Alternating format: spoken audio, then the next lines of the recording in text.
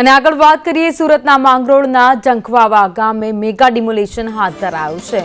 મુલતાની વાડ અને સાથે જમ્મામાં ફળિયામાં ડિમોલેશન કરવામાં આવ્યું। 15 જેટલી મિલકતોને તોડી પાડવામાં આવી છે।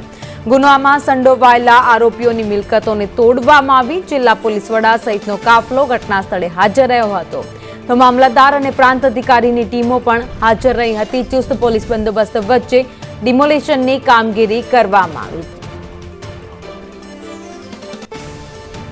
તો ગૃહ વિભાગ દ્વારા સ્પષ્ટ કહેવામાં આવ્યું છે કે કાયદામાં રહેશો તો ફાયદામાં રહેશો। એનું ઉદાહરણ અત્યારે જોવા મળી રહ્યું છે। જે આરોપીઓ હતા ગુનામાં સંડોવાયેલા તેમની ઇમારતો હતી જેને તોડી પાડવામાં આવી છે।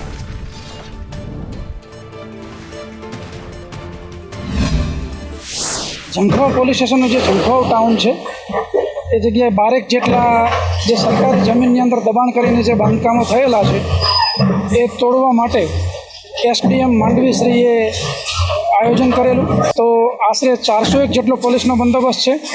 ટોટલ 12 જેટલા બાંધકામ જે છે એ આજરોજ એસડીએમ શ્રી દ્વારા જે તોડવાનું આયોજન છે અને વહીવટીતંત્રે જે મુજબ બંદોબસ્ત માગ્યો છે એ મુજબ પોલીસ દ્વારા બંદોબસ્ત ફાળવવામાં આવેલ છે। જંખવાવ ખાતે સરકારી જમીન પર ગેરકાયદેસર દબાણ કરીને રહેતા ઈસમો ઉપર કાર્યવાહી કરવામાં આવી રહી છે। અત્યારે ઉપરોક્ત ઈસમોમાં 8 જેટલા રીઢા ગુનેગારો સામેલ છે।